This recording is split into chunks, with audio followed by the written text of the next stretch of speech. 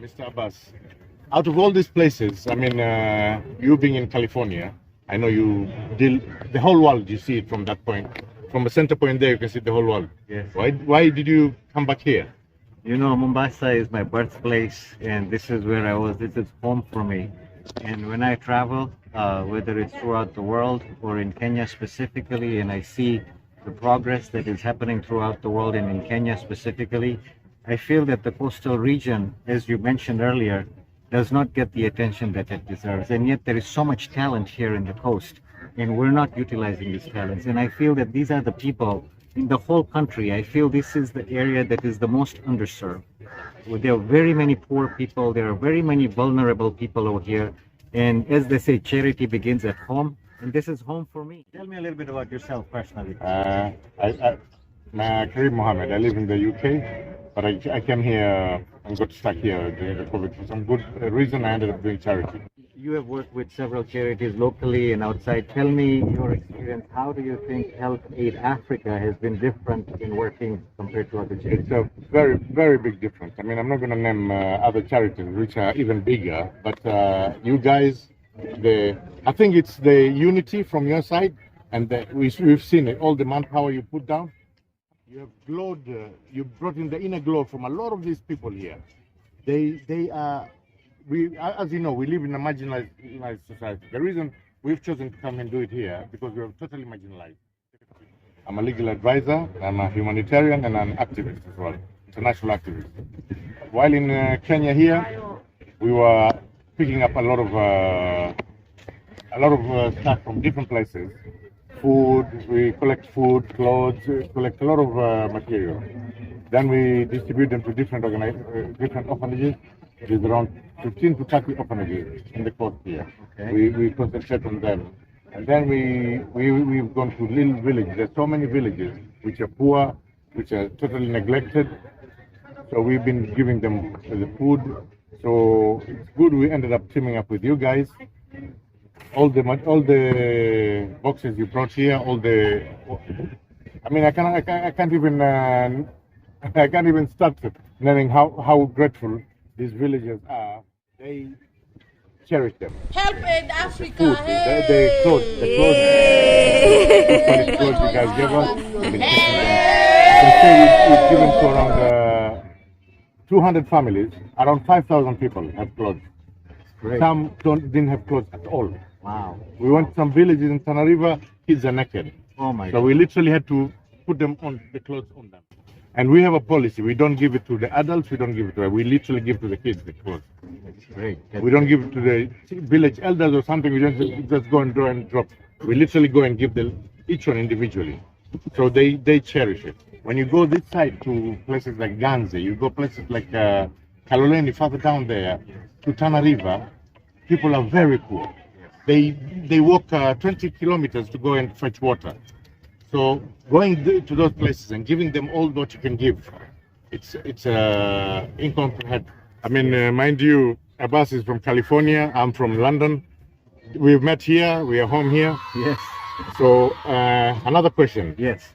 From after this, I know it's been very challenging. It is a hectic. We can't even start there. I mean, apart from just clothes and other toys and everything, would you recommend bringing other stuff, other things like equipment, many equipment, which can help people start do jobs? Absolutely. Anything to do to help the poor people, to uplift the community. I think we can work on other collaborations and partnerships. But I think it is also extremely important to emphasize the need for educating our young people and our youth. Yes. And for that, we also provide scholarships to these people in the Coast Province so that they can, education is what brings everybody ahead. Very true. And so that is the number one priority, but we're willing and happy to help anything to do to help the upliftment of the people in the coast in general. Thank you very much. HelpAid Africa. Mr. Swale, thank you for joining us today. Could you please tell us a little bit about yourself? Thank you, Mr. Abass, for having me. Yes. My name is Swale Uma. I am the Executive Director of Kenya Youth Assembly Foundation.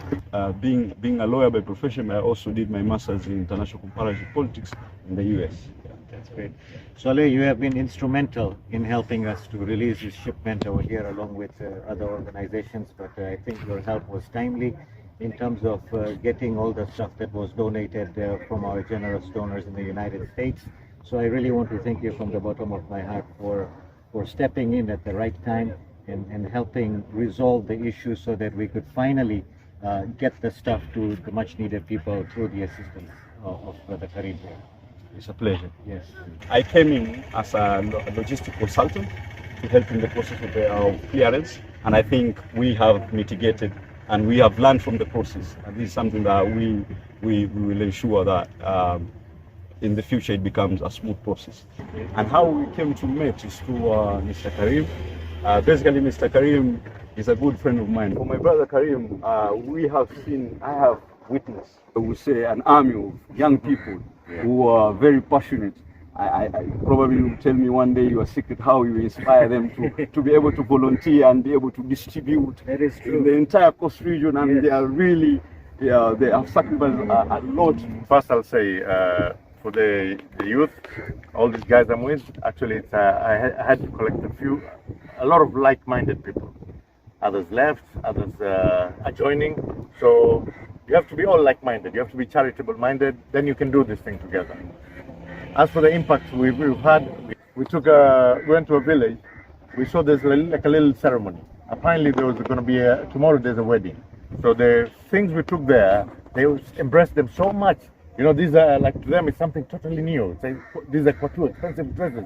And we had to tell them these are for weddings. If you have any weddings, they said they were wedding tomorrow. Literally, they went and found the bride separately, the groom separately. They came and they were kneeling to us. I told them, no, it's yours, take it. They were even willing to pay for it. They said they'll collect little money from the village to give us. I said, it's yours, it's free. So all these little things you give out from that side, this side is totally appreciated. It's cherished. They stay years with them. And we have learned a lot, and we will now sit down and evaluate separately with both of you and see, okay, what are the areas that need help and what are the things that we can do to uplift the local community so that it can bring us up and put us to the standards with the rest of the country. So thank you very much. Thank you so Thank much. you, guys. Asante sana, and we Engaged and helping hands, and really we have personally I have a lot of passion for the community, and other than It's an honor to have Abass here, the director of HelpAid Africa, with us here in Mombasa, doing this good deeds we are doing. We all will say Alhamdulillah, thank you very much, and thank you very much. to our generous donors Generous donors, in all over the world. all over the world. Thank you so much. And to our recipients who are watching this, we are doing our best to make sure that you guys also live a comfortable life. Indeed. Thank you so It doesn't much. have to be a government, or it doesn't have to be any individuals. We can do it together. Absolutely. Absolutely. Thank you so Thank you much, very Mr. much. Kareem. I Thank really you. appreciate all the help you and your team have And put thank in you very much. countless hours. It takes in putting it this. takes both of us to do all this. Thank you. Thank you so much.